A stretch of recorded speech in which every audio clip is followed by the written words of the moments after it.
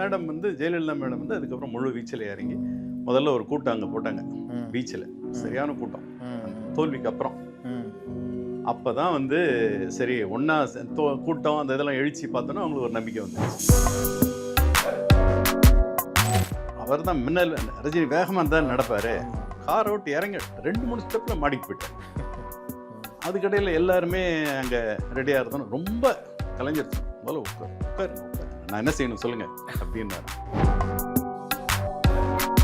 பிறகு சபாநாயகர் வந்து கையை நீட்டி பேசினார். கையை நீட்டி பேசக்கூடாது அப்படின்னு இப்படி கட்டிக்கிட்டேன்.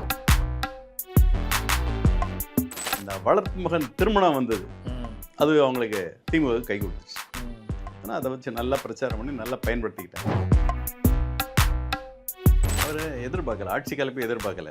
திடீர்னு சட்டம் ஒழுங்கு காரணம். ஆனால் சுபோத்கன் சகா இவங்களாம் வந்து சொல்லிக்கிட்டு போயிட்டு வந்தாங்க. ஒன்றும் ஆட்சிக்கு பாதிப்பு இல்லைன்னு மாதிரி தான் சொல்லிட்டு இருந்தாங்க. அது சடன் டெவலப்மெண்ட் தான்.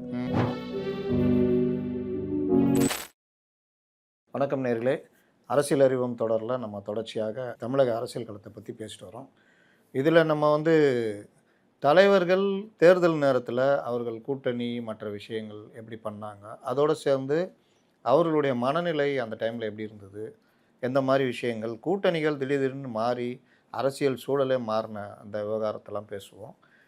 தொடர்ச்சியாக பேசிகிட்டு இருக்கோம். 90கள் வரைக்கும் கலைஞர் ஆட்சி கலைக்கப்பட்டது வரைக்கும் நம்ம போன இதில் பார்த்தோம். இப்போ வந்து அந்த ஆட்சி கலைக்கப்பட்ட பிறகு அவருடைய மனநிலை, ஜார்ஜ் எப்படி ஒன்று சேர்ந்தது, இந்த மாதிரி பல விஷயங்கள் ப்ளஸ் அடுத்து 96 வரைக்கும் முடிந்தால் பேசுவோம். வணக்கம் சார். வணக்கம். அப்போ அந்த ஆட்சி கலைச்சப்போ நான் கூட சொன்னேன், 90ல் நாங்கள் ஜனவரி 30 மவுண்ட் ரோட்டில் போராடினோம், தடியடி நடத்தினார் கலைஞர் ஈராக் வாருக்கு எதிராக. அதற்கு அடுத்த நாளே ஆட்சி கலையுது, அதுக்காகவும் சிபிஎம் போராடிச்சு அப்படின்னு. ஆமாம் ஆமாம். அந்த டைமில் எப்படி இருந்தார் கலைஞர்? எப்படி அவர் எதிர்பார்க்கல, ஆட்சி கலப்பை எதிர்பார்க்கல.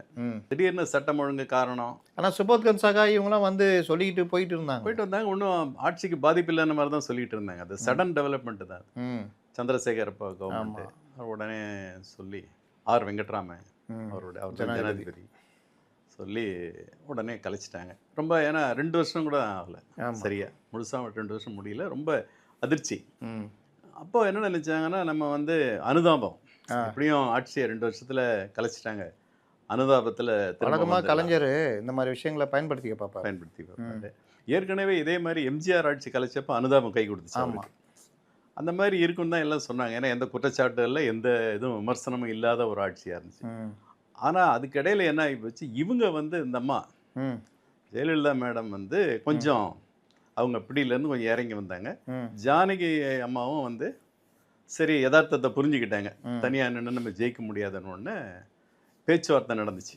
அப்போ அந்த சீனியர் லீடர்ஸ் எல்லாம் பேசி, நெடுஞ்செழியன் மற்றவங்களாம் பேசி, சரி நம்ம வந்து ஒன்று சேர்ந்தால் தான் சரியாக வரும்ன்ட்டு சின்னத்தை கொடுத்துட்றது.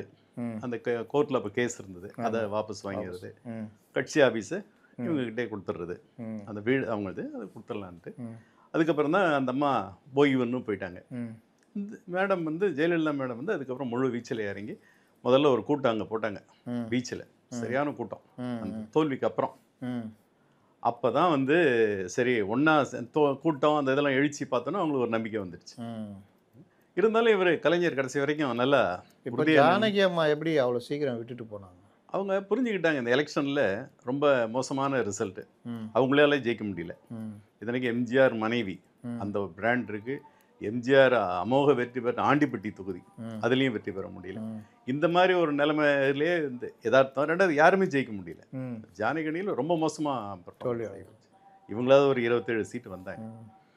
அப்புறம் தான் அவங்க அதை புரிஞ்சுக்கிட்டாங்க, செலவு பண்ணுறதும் வீண் அப்படின்னு அந்த முடிவுக்கு வந்துட்டாங்க. சரி எம்ஜிஆர் தொடங்கின கட்சி அது உயிரோட்டமாக இருக்கட்டும் அப்படின்னு. இந்த மேடம் வந்து கொஞ்சம் அதை புரிஞ்சுக்கிட்டாங்க, பரவாயில்ல நல்ல எழுச்சி அப்படியே இருக்குது, தொண்டர்கள் அப்படியே இருக்காங்கன்னு திரும்ப வேகம் ஆயிடுச்சு. இதுக்கப்புறம் வந்து என்ன டெவலப் பண்ணிட்டா, இந்த ராஜீவ் காந்தி அதில் தான் வந்து அது யாரும் எதிர்பார்க்கல. கலைஞர்லாம் அன்னைக்கு துறைமுகத்தில் பிரச்சாரம், நான்லாம் கூட போயிருந்தேன். துறைமுகத்தில் ரொம்ப நம்பிக்கையாக பேசிகிட்டு இருந்தார். பேசி எல்லாம் முடிச்சுட்டு வராங்க, அப்போ தான் வந்து குண்டு வெடிச்சது ஸ்ரீபெரும்புதூரில் அப்படின்னு. நைட்டு 9-10 மணி மேலே 10 மணி 10 அப்போ தான் முதல்ல ஈயோனையில் தான் இப்போ அது போடுறாங்க. ஆமாம், ஃப்ளாஷ். அது வரைக்கும் கன்ஃபார்ம் பண்ணல, யாரும் கன்ஃபார்ம் பண்ண முடியல. அப்போல்லாம் இந்த மாதிரி ஒரு இது கிடையாது. ஃபோன் கிடையாது, எதுவும் கிடையாது. எல்லாம் அங்கே போய் உட்காந்து நாங்களாம் செய்தி எழுதிக்கிட்டு கலைஞர் பேச்செல்லாம் எழுதிக்கிட்டு எல்லாம் முடிச்சுக்கிட்டு இருக்கோம். திடீர்னு பார்த்தா குண்டு வெடிச்சு. அப்போ அங்கே பொதுக்கூட்டத்தில் இருக்கார் கலைஞர். பொதுக்கூட்டத்தில் முடிச்சிட்டாரு. ஆ 10 மணிக்கெல்லாம் முடிக்கணும்ல. ஆமாம். அதனால முடிச்சுட்டு கிளம்பிட்டாங்க எல்லாம். ம் ஆனால் தேர்தல் ஆஃபீஸ்லாம் முழு வீச்சோட இருந்தது. எல்லாம் இது பண்ணி தேர்தல் எப்படியாவது ஜெயிச்சிடணும். ம் இந்த சம்பவம் கேள்விப்பட்டோன்னா அவருக்கே ஒரு இது வந்துடுச்சு ம் அனுதாபம். இருந்தாலும் விடக்கூடாதுன்னு அவரும் தொடர்ந்து பிரச்சாரம், தொடர்ந்து அந்த அதை நியாயப்படுத்துறது, அந்த அறிக்கை, கடிதம், உடன்பிறப்பு கடிதம்லாம் எழுதி எழுதி பார்த்தாரு. ம் இருந்தாலும் அது ஆனால் அதுக்கு இடையில என்ன ஆகி போச்சு, டக்குன்னு அந்த பழி வந்து திமுக மேலே திரும்பிடுச்சு. தூக்கி போட்டு விட்டாங்க. தூக்கி போட்டு ம் அதில் அவங்களுக்கு ரொம்ப ஷாக்கு. அங்கங்கே அடிக்க ஆரம்பிச்சிட்டாங்க. ம் கலவரம். ம் ரொம்ப அதே பெரிய விஷயம். ம் நீங்கள் 2-3 நாள் யாருமே காணோம். கலைஞர் மட்டும் மறுநாள் ம் கொடி போட்டுட்டு நேராக அறிவாலயம் வந்துட்டார். ம் இந்த சம்பவம் நடந்த மறுநாள் காலையில் அவர் காரில் ரோட்டில் அவர் கார் மட்டும்தான்.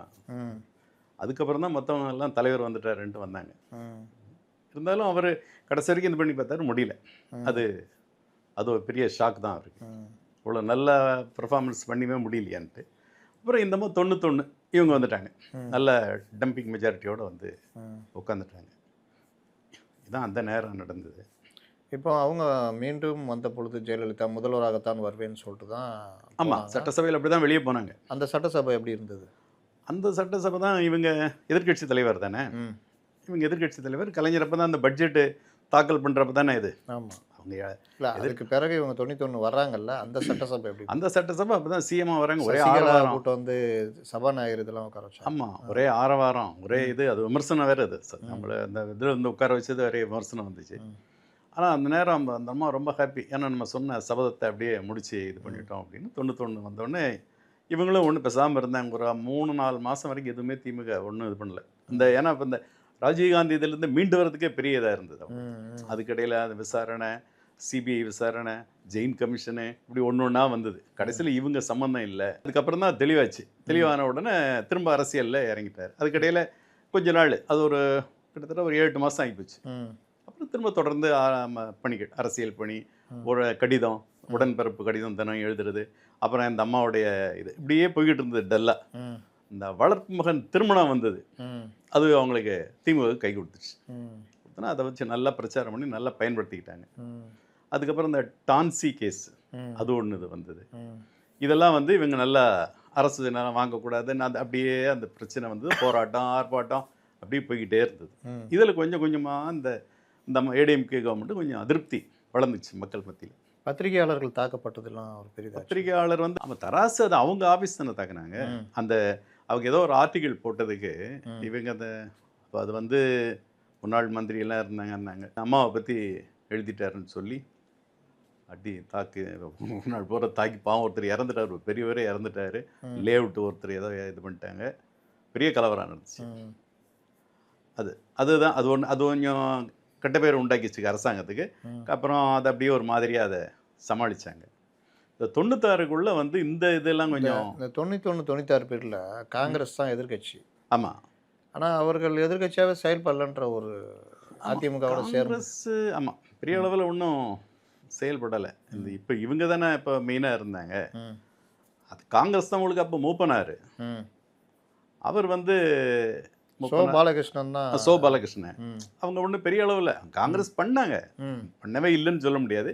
இருந்தாலும் வைக்கிற திமுக மாதிரியோ அண்ணா திமுக மாதிரியோ வைக்கிற வேகம் இல்லை.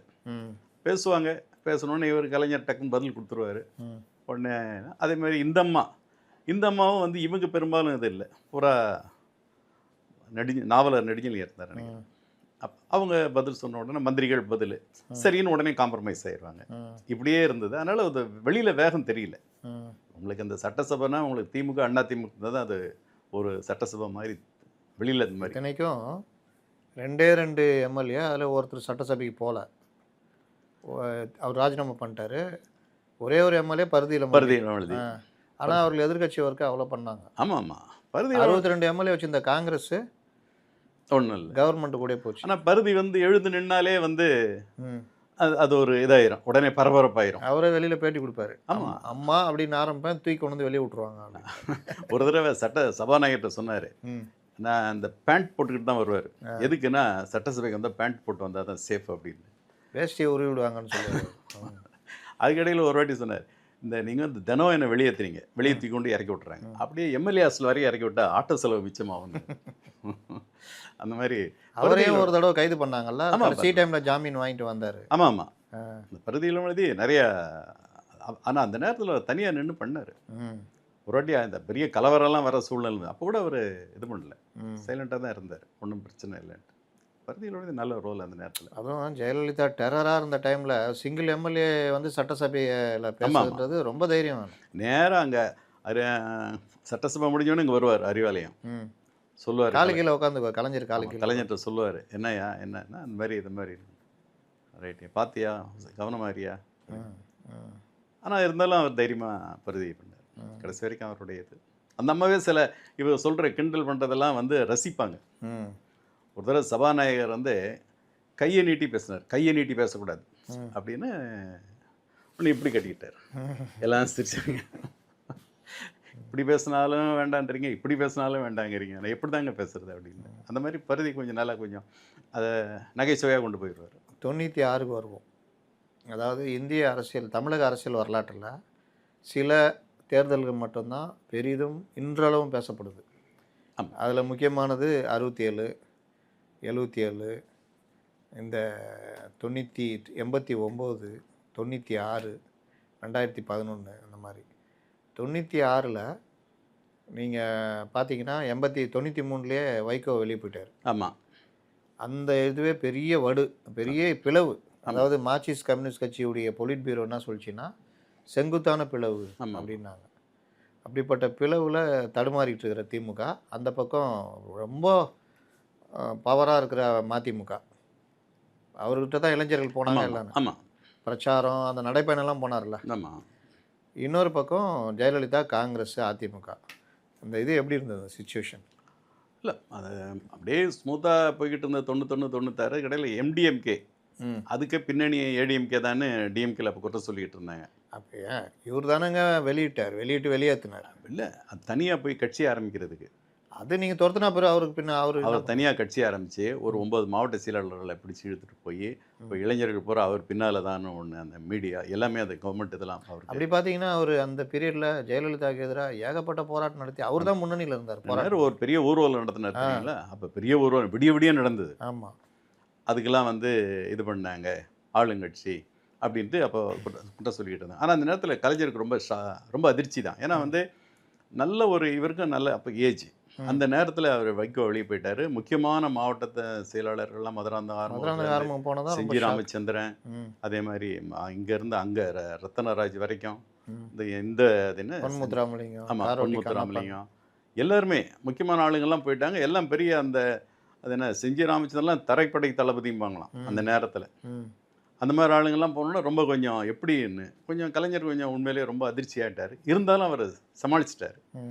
எல்லா கட்சியிலேருந்து எல்லா மாவட்டத்துலேருந்தும் கட்சிக்காரங்களை போகிற வர சொல்லி பார்த்து ஃபோட்டோ எடுத்து, அப்புறம் அந்த நேரம் டூரு வேறு, எல்லாம் விடாமல் டூரு போய் மாநாடு ஒரு மாநாடாக நடத்தி இது பண்ணார். இப்போ அதில் அந்த கட்சியை திரும்ப கொண்டு வந்த உடனே டக்குன்னு அந்த நேரம் தான் இந்த இது வந்து பாட்ஷா படம் பிரச்சனை வந்துச்சு. ஆமாம்.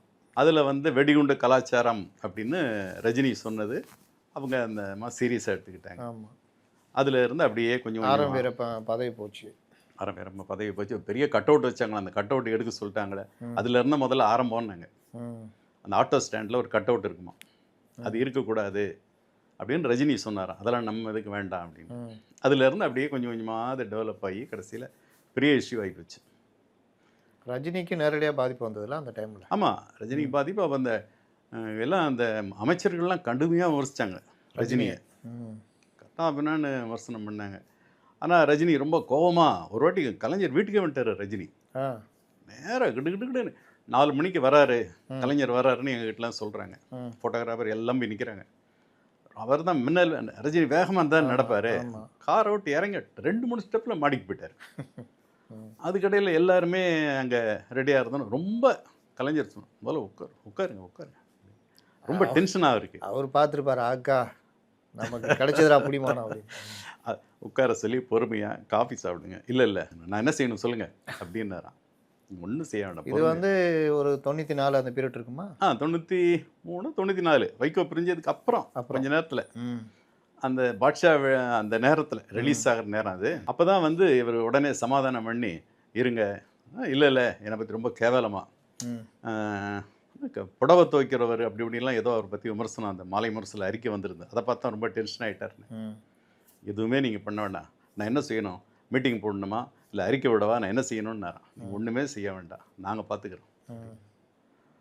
அப்போ என்ன நீங்கள் பேசாமல், இல்லை எனக்கு ரொம்ப டென்ஷனாக இருக்குன்னு நீங்கள் முதல்ல ஊருக்கு போங்க, எங்கேயோ வெளிநாட்டுக்கு போங்க, தேர்தல் அன்னைக்கு வாங்க அப்படின்னு சொல்லி அவரை சமாதானம் பண்ணி அதுக்கப்புறம் தான் அவர் கூல் டவுன் ஆனாராம். நாங்கள் பார்த்துக்குறோம் அந்த பிரச்சனையை விட்டுருங்கன்னு இவங்க பதில் கொடுத்தாங்க மந்திரிகளுக்கு. அதுக்கப்புறம் தான் அவர் அந்த சொன்னார், ஆண்டவனாலும் காப்பாற்ற முடியாது தமிழ்நாடு. இதில் வந்து சோ வந்து அவர் எப்படி இங்கே வந்தார்? சோ மூப்பனார்லாம் ரொம்ப க்ளோஸு. அந்த நேரம் தானே அந்த இது வந்தது கூட்டணி காங்கிரஸ்காரங்க. அது இடையில இன்னொன்று என்னென்னா, இந்த அம்மா வந்து ராஜீவ்காந்தி செத்ததுக்கப்புறம் வாழப்பாடி பேச ஆரம்பிச்சிட்டாரு. இதுக்கு EVKS இவங்கெல்லாம் ஏடிஎம்க்கு ஜெயிச்சது காரணமே ராஜீவ்காந்தினுடைய ரத்தம் அப்படின்னு. இந்த அம்மா இல்லை எங்களுடைய சொந்த செல்வாக்கு, இதுக்கு அதுக்கு சம்மந்தம் நாங்கள் தான் ஒன்று காங்கிரஸ்காரங்க கடுமையாக கோச்சிக்கிட்டாங்க. ரொம்ப விமர்சனம் அறிக்கை போர்லாம் நடந்தது. EVKS வாழப்பாடி எல்லாருமே திட்டார். ஆனால் வாழப்பாடி அப்போ தனியாக திவாரி காங்கிரஸ் போயிருந்தாரு. ஏன்னா அவர் அந்த சம்மந்தம் அதில் இருந்தார்ல. இது வந்து கொஞ்சம் அப்படி அப்படின்னோடனே காங்கிரஸ் தொண்டர்கள் மத்தியில் ரொம்ப அதிருப்தி ஏடிஎம்கே மேலே. அதனால இந்த கூட்டணி வந்து மாறணும்னு எல்லாரும் விரும்பி நினச்சிக்கிட்டு இருந்த நேரம். சரி, மூப்பனார் வந்து வைகோட்டை தானே போகிறாரு முதல்ல. வைகோட்டை தொடர்பில் அதுக்குள்ளே தான் இவர் கலைஞர் கொஞ்சம் ஸ்ட்ராங் ஆகிட்டாரு. ஸ்ட்ராங் ஆகி கட்சி இது பண்ணிட்டாரு. கொஞ்சம் அந்த ரஜினி வேற கொஞ்சம் நெருக்கத்தில் இருக்காரு. அப்படின்னு உடனே ரஜினிகிட்ட சோ பேசுகிறாரு. சோ தான் அதுக்கு கோஆர்டினேஷன், மூப்பனார் சோவை. அப்போ நீங்கள் ஒன்றும் அரசியல்லாம் வர இவர்கிட்ட போய் வைகோட்டை போயிட்டு வைகோ நான் 200 தொகுதிட்டு நிற்பேன். ஆமாம், தனியாக நின்னாரு. இல்லை மூப்பனாரை பெருசாக ரியாக்ட் பண்ணிக்கல வைகோ அப்படின்னு. ஆமாம் அவர் அப்போ வைகோக்கு என்னன்னா நம்ம தனி செல்வாக்கே நமக்கு இருக்கு, விஜயகிரமா நினச்சிட்டு இருந்தார். ஆமாம் நினச்சிட்டு இருந்தார். ஆனால் நின்னாரு, ஓட்டு பூரா பிரிஞ்சுது, நிறைய கொஞ்சம் பிரிச்சாரு. அதுவும் அந்த நேரம் சொல்லுவாங்க. ஆனால் அதுக்கு இடையில இவர் மூப்பனார் வந்து இங்கே ரஜினி அந்த இதெல்லாம் வந்து இந்த சேர்ந்த உடனே ரொம்ப அதனுடைய இதே மாறி போச்சு. காங்கிரஸ்லேருந்து எல்லாருமே கிட்டத்தட்ட வெளியே வந்துட்டாங்க. நரசிம்மராவ் அறிவிச்சார் கூட்டணி அந்த நேரம். ஆமாம். அப்போ இந்த காங்கிரஸ் ஏடிஎம்கே அது பொருந்தாத கூட்டணியாகவே இருந்தது. அப்போல்லாம் கிண்டல் பண்ணாங்க, எலியும் தவளையும் அது கூட்டணி அப்படின்லாம் கலைஞர்லாம் இது பண்ணிக்கிட்டு இருந்தார், விமர்சனம் பண்ணார். அந்த கூட்டணி கடைசி வரைக்கும் அது இது பண்ணவே முடியல, ஜெல்லாகலை. மூப்பனார் எப்படி சந்திப்பு எப்படி இருந்தது அந்த டைமில்? மூப்பனார் ரொம்ப கலைஞர் வீட்டுக்கெல்லாம் வந்து பார்த்து பேசி ரொம்ப எப்படியாவது நம்ம இது பண்ணி ஆகணும்னு அவர் கலைஞர் மூப்பனாருக்கு நல்லா தெரியுது காங்கிரஸ் தொண்டர்களுடைய விருப்பம். எல்லாரும் அதில் எப்படி ராஜீவ்காந்தி அந்த மாதிரி சொல்லலாம், அவருடைய இது சம்மந்தம் இல்லைன்னு சொல்லலாமே, அதிலே எல்லாரும் காம்ப்ரமைஸ் ஆகிட்டாங்க. எல்லா தொண்டர்களும் இங்கே வந்துட்டாங்க. அந்த நேரம் ரஜினி ரசிகர்கள் அவங்க முழு மூச்சாக இறங்கினாங்க. எல்லா ஊர்லேயும் கொடியோட வந்து கிடுன்னு ரொம்ப ரொம்ப ரொம்ப ஹார்ட் ஒர்க் பண்ணாங்க. ஆனால் இது ஒரு வகையான ராஜதந்திர நடவடிக்கை கலைஞர். ஆனால் ரஜினிக்கு எதிரான இவர்களுடைய பிரச்சாரத்தை பயன்படுத்தி ரஜினி ரசிகர்கள் இருப்பாங்கன்னு தெரியும். ஆமாம் ஆமாம், எங்கே எல்லா இடத்துலையும் கலைஞரே ஒரு தடவை எங்கேயோ குக்கிராமத்தில் டூர் போகும்போது அங்கே ஒரு 10 பேர் நிற்கிறாங்களாம் கொடியோட, அவங்க மன்ற கொடி எல்லா இடத்துலையும் இருக்காங்கய்யா அப்படின்னு சொன்னாருன்னாங்க. அந்த அளவுக்கு அவங்க நல்ல அதை எல்லாம் இளைஞர்கள் ஸ்பீடாக ஒர்க் பண்ணி பெரிய வெற்றி. அது ஒரு பெரிய சரித்திர இது மாதிரி தான் இருந்தது. ஆனால் அதே மூப்பனார் அடுத்த எலெக்ஷன் அங்கே போயிட்டு. ஆமாம், அது பின்னணி பல விஷயங்கள் இருக்குது. இப்போ 96 இந்த இது ஃபார்ம் ஆகும்னு யாராவது நினச்சாங்களா பத்திரிகையாளர்கள் இந்த மாதிரி ஃபார்ம் ஆகும்னு? இல்லை, கடைசி வரைக்கும் யாரும் எதிர்பார்க்கல. இந்த ராஜீவ்காந்தி பிரச்சனை டெவலப் ஆகுது, காங்கிரஸ் கூட்டணி அறிவிச்சாங்களே, காங்கிரஸ் ஏடிஎம்கே கூட்டணி. அப்போ தான் வந்து இந்த காங்கிரஸ்க்குள்ளே ஒரு குழப்பம் வந்துச்சு. சத்தியமூர்த்தி மாதிரில அடித்து அந்த இதெல்லாம் பிடிங்க, கொடி இடி எல்லாத்தையும் காட்டி அந்த பேனர்லாம் காட்டி போட்டு ஒரே இது பண்ணாங்க. அப்போ தெரியுது, அப்போ வந்து காங்கிரஸ் ஏதோ பெரிய குழப்பத்தில் இருக்குன்னு. அது இந்த அளவுக்கு போகணும். ஆனால் கூப்பிட்டு சமாதானம்லாம் பண்ணாங்க, முடியல. மூப்பனார் அதில் உறுதியாக இருந்துட்டார். மூப்பனார் சோ அவங்க 2 பேருன்றாங்க. மூப்பனார் சோ, அவர் வந்து ரஜினி. சோ ஏன் ஜெயலலிதாவுக்கு எதிராக திரும்பினார்? அது வந்து அவர் அதாவது இந்த அவங்க அது காரணம் என்ன சொல்கிறாங்கன்னா, இந்த சசிகலா இது அந்த நேரத்தில் ஏதோ அவங்களுக்குள்ள சரியில்லை. சோவுடைய உறவு கிட்டத்தட்ட ஆமாம், கிட்டத்தட்ட சரியாக இல்லை. ஏன்னா இவங்க வந்து எல்லாமே மாறிடுச்சு, தலைகளாக மாறிடுச்சுன்னாங்க. இது சோ கொஞ்சம் அதிருப்தி. ஆனால் நட்பில் தான் இருந்தாங்க. இருந்தாலும் சோ மேலே அந்த அம்மா கொஞ்சம் வருத்தம் தான். இவர் நமக்கு எதிராக போய் இது மாதிரி பண்ணிக்கிட்டு இருக்காருன்ட்டு. அதுக்கப்புறம் சோ வந்து மெதுவாக பிஜேபியோட கொஞ்சம் நெருக்கமாயிட்டார். ஆமாம், அந்த 98ல் கூட்டு போய் விட்டார்ல. ஆமாம். அப்புறம் சோவே கடைசியில் அவருடைய இது இது பண்ணார். 2011 இதே வேலையை தான் அங்கே பார்த்தாரு. ஆமாம், அது ஒரு பெரிய இது இல்லை. 96ல சோ தான். ஆமாம், 2011 சோ தானே. விஜயகாந்தை கொண்டு வந்ததில் அவருடைய பங்கு. ஆமாம், ஆமாம். அவரு இல்லைன்னா விஜயகாந்தை இவங்க ஏற்றுட்டு இருக்க மாட்டாங்கல்ல. விஜயகாந்த் ஆமாம், ஸோ ஒரு இதுதான் அந்த நேரம் ஏதாவது ஒன்று அவர் முழு மூச்சோட இறங்கிடுவார். அவர் வேல்யூ இருந்தது அவருக்கு. அது மாதிரி பிஜேபியிலே மோடியெல்லாம் கூப்பிட்டு நேரடியாக இது பண்ணார்ல. ஆமாம், அப்போ மெர்ச்சன்ட்னு ஏதோ சொன்னது மரண வியாபாரின்னு மோடியை. ஆமாம், ஆமாம், மரண வியாபாரி இல்லை, அவர் என்னென்ன டெவலப்மெண்ட்டு அது எல்லாம் சொல்லி பெரிய குஜராத் மாடல்ன்றது வார்த்தையே தமிழ்நாட்டில் மோடி ரொம்ப ரசித்து அந்த துக்ளக் விழாவில் இது பண்ணிக்கிட்டு இருந்தார். அதனால் சோ அதில் கொஞ்சம் பெரும்பங்கு. அந்த எலெக்ஷன் நேரம் எப்படி இருந்தது? எலெக்ஷன் ரொம்ப பரவாயில்ல. ஜெயலலிதா தோப்பாங்கன்னு கிளீனாக தெரிஞ்சது. ஆமாம், அது 2 அதாவது ஒன்று அந்த இது வளர்ப்பு மகன் அந்த பிரச்சனை, அதுக்கப்புறம் இந்த ரஜினி வளர்ப்பு மகன் பெருசாக எடுபட்டது இல்லை. பெருசு அது அந்த நேரம் பெருசாக கொண்டு போயிட்டாங்க மக்கள்கிட்ட. 1000 கோடி அந்த ஊர்வலம் நடத்துனது தான் ரொம்ப. அதில் வேற இவங்க 2 பேரும் நகையா முழுசாக நகையை போட்டுக்கிட்டு வந்தது. அதில் வேற தேவாரம் கொடையா பிடிச்சிட்டாங்க துப்பாக்கியோட அந்த நகை ஓட்டெல்லாம் ஒட்டியானெல்லாம் போட்டுக்கிட்டு அதை ஒரு பெருசாக்கிட்டாங்க. அந்த நேரம் எத்தனை கோடி வேணாலும் அதை நம்புற மாதிரி அதை கொண்டு ஆயிடுச்சு அந்த நேரம். அதில் வேற அப்போ அந்த டிவியில் அது மாதிரி சன் டிவி பெருசாக அதை பயன்படுத்திக்கிட்டாங்க. அது ஒன்று. அதே மாதிரி அந்த கலைஞர் அரெஸ்ட் ஆகிறதையும் அவங்க நல்லா அதை பெருசு பண்ணிட்டாங்க. அதுக்கு பிறகு அப்போ பிரச்சாரம் போனார்ல கலைஞர். போனார். அப்போ அவருக்கு எப்படி உற்சாகமாக இருந்ததா எப்படி? அவர் கலைஞர் முதலே புரிஞ்சுக்கிட்டார். முதல்ல இங்கே அறிமுக கூட்டம் அவர் 94 ஆரம்பிச்சிட்டாரு. இருந்தாலும் 96ல் எப்படி இருந்தார்? அந்த அறிமுக கூட்டம் இது பண்ண உடனே அவர் தெரிஞ்சுக்கிட்டார். எழுச்சி நல்லா இருக்கு, இளைஞர்கள் புது ரத்தம் மாதிரி இருக்கு, வைகோலாம் அதில் ஒன்றும் பிரச்சனையே இல்லை, நம்ம ஈஸியாக வந்துடலான்னு போகிற சரியான வரவேற்பு, சரியான இது. மூப்பனார் ஒரு பக்கம் தனியாக அவர் டூர் போனார். போயிட்டு வந்து அவர் அப்பப்போ கலைஞருக்கு தினமும் அப்டேட் பண்ணுவாராம். நல்லா இருக்குது கலைஞர், அங்கே அப்படி இருக்குங்க அப்படி இருக்குன்ட்டு. அதில் ரொம்ப ஏன்னா இந்த அம்மா வந்து ஆளுங்கட்சி கொஞ்சம் எல்லாத்தையும் தாண்டி அந்த இதெல்லாம் தடைகளெல்லாம் தாண்டி தானே இவங்க நின்னாகணும்.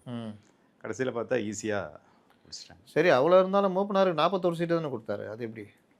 மூப்பனார் அந்த நேரம் அவ்வளோ ஏன் மூப்பனாருக்கு அந்த நேரத்தில் கட்சியை ஆரம்பிக்க வச்சு சின்னத்தை கிடைக்க எல்லா ஹெல்ப் பண்ணி அவரை சின்னத்தை கொண்டு போய் கிராமங்களில் சேர்த்து பல இடங்களில் கை சின்னத்துக்கு போட்டு கேட்டார். ஆமாம், அவர் அந்த நேரத்தில் சைக்கிள் சின்னம் எவ்வளோ ரீச் ஆயிடுச்சு. அதெல்லாம் டிஎம்கே தான் அதில் கொண்டு போய் சேர்த்தது, பிரச்சாரம் பண்ணது, போஸ்டர் அடிச்சது, ஒட்டினது எல்லாம். அதனால் உங்களுக்கு அது நல்லா ஒர்க் அவுட் ஆச்சு. இன்னொன்று 96 காலகட்டம் நான் பார்த்த வரைக்கும் ஊரே அவங்களுக்கு எதிராக இருந்தது, ஜெயலலிதாவுக்கு எதிராக. ஆமாம் ஆமாம், எல்லாருக்கும் தனித்தனி அஜெண்டாக இருந்தது. பொது ஜனங்களுக்கு அவங்க அந்த டிராஃபிக்கில் ரோட்டில் இதெல்லாம் கேட் போட்டாங்க, செக் போஸ்ட். அது கடைசியில் அதுக்கப்புறம் அந்த அம்மா நாலெட்ஜ் இல்லாமல் போட்டாங்கன்றாங்க. ஆனால் வீட்டிலேருந்து கிளம்ப முன்னால் போட்டுருவாங்க. அதுதான் பிரச்சனை. இந்த ஜெமினி ஆண்டெல்லாம் 9 மணிக்கெலாம் விழுந்துரும். அது மட்டும் இல்லை, கோட்டைக்குள்ளே நுழைஞ்ச உடனே அந்த கிரில் கேட் மாதிரி தாண்டி உள்ளே போக முடியாது. அவங்க வண்டி மட்டும்தான் உள்ளே போகணும், வேறு எந்த வண்டியும் போகக்கூடாது. கலைஞர் 96ல் வந்தவுடனே அதெல்லாம் எடுக்க சொன்னாங்க. எல்லாத்தையும் முதல்ல எடுத்து வெளியே போடு அப்படின்னாங்க. அது மாதிரி இந்த செக் போஸ்ட்டை பூரா இது பண்ணு. கலைஞர் வெளியில் வந்தோடனே அந்த பத்திரிகையாளர் கூட்டம் கூட்டினார்ல, ஆமாம், அது பெரிய ஹைலைட்டு. இடிப்பாறை இல்லை ஏமரா மன்னன் அந்த இதை சொல்லி நீங்கள் தான் எங்களுக்கு வந்து உரைக்கல்ன்றார். ஆமாம், அது நேரம் பத்திரிகைகளும் வாங்க பேசுங்க. பத்திரிகைகளும் ரொம்ப ஹெல்ப் பண்ணிச்சு கலைஞர். அதை தான் சொல்ல வரேன். ஒவ்வொருத்தருக்கும் தனித்தனி அஜெண்டாக இருந்தது. ஒட்டுமொத்த பத்திரிகைகளும் எதிராக இருந்தது, ஜெயலலிதாவுக்கு எதிராக இருந்தது. ஆமாம், பொதுமக்கள் சென்னையில் பல பேர் கடுமையான கோபத்தில் இருந்தாங்க. திரையுலகத்தில் ரஜினி, திரையுலகத்துலேயும் ஒரு ஆதிக்கம் இருந்ததுல, இவங்களுடைய ஆதிக்கம், அந்த கோபம் இருந்தது, அந்த ஆதிக்கம். ஆமாம், ரஜினி பெரிய ஃபேக்டர் ஆகிப்போச்சு அந்த நேரத்தில். ஏன்னா அவர் ஒரு சூப்பர் ஸ்டாராக இருந்து அந்த அது அவருடைய. ரஜினி ஏதாவது பொதுக்கூட்டம் கலந்துக்கிட்டாரா இல்லை வேறு? இல்லை இல்லை இல்லை, அவரை வேண்டான்ட்டார். அவர் வரேன்னாரு, கலைஞர் வேண்டாம், நீ மட்டும் அந்த இதை மட்டும் ஒரே ஒரு வார்த்தை சொன்னார்ல, இன்னொரு வாட்டி ஏடிஎம்கே ஆட்சிக்கு வந்து தமிழ்நாட்டை ஆண்டவனாலும் காப்பாற்ற முடியாதுன்னு சொல்லிட்டு அவர் கிளம்பிட்டார். கரெக்டாக ஓட்டு போடுற அன்னைக்கு தான் வந்தார். ஓ, அமெரிக்கா போயிட்டார். ஆமாம், போயிட்டு வந்து ஓட்டு போட்டு அதுக்கப்புறம் அது ஜெயிச்ச உடனே முதல்ல கலைஞர் வந்து பார்த்து கலைஞர் தேங்க் பண்ணி பெரிய கலைஞர், மூப்பனார், ரஜினி எல்லாரும் ஒன்றா அது ஒரு கூட்டணி மாதிரி நல்லா இருந்தது. அந்த பதவியேற்பில் அட்டன் பண்ணிங்களா? பதவியேற்பு விழா ஆமாம் பெரிய அளவில் பண்ணாங்க. அந்த பதவியேற்பு விழா வந்து அவர் கலைஞர் ரொம்ப மகிழ்ச்சியாக இருந்தார் எனக்கு. ஏன்னா அவருக்கு 91ல் ஆட்சி போனதில் திரும்ப அப்போ தானே அவர். ஆமாம், ஆனால் அந்த சூழ்நிலை அதுதான் ரெண்டாவது இந்த கூட்டணி அமைச்ச விதமும் அதே மாதிரி ம். அந்த உங்களுக்கு வந்து கடைசியில் எல்லாம் ஒர்க் அவுட் ஆகி பெரிய அளவில் அவருக்கு அது பதவியேற்போட ரொம்ப கிராண்டாக பண்ணா ம். அப்போ பண்ணாங்களே உடனே வாக்குறுதியெல்லாம் கொடுத்தாரு ம். டக்கு டக்குன்னு என்னென்ன செய்யணும்னுட்டு. சூட்டோட சூடா உள்ளாட்சி தேர்தலையும் ஆமாம், உடனே உள்ளாட்சி தேர்தல் நடத்துனாங்க. ம்.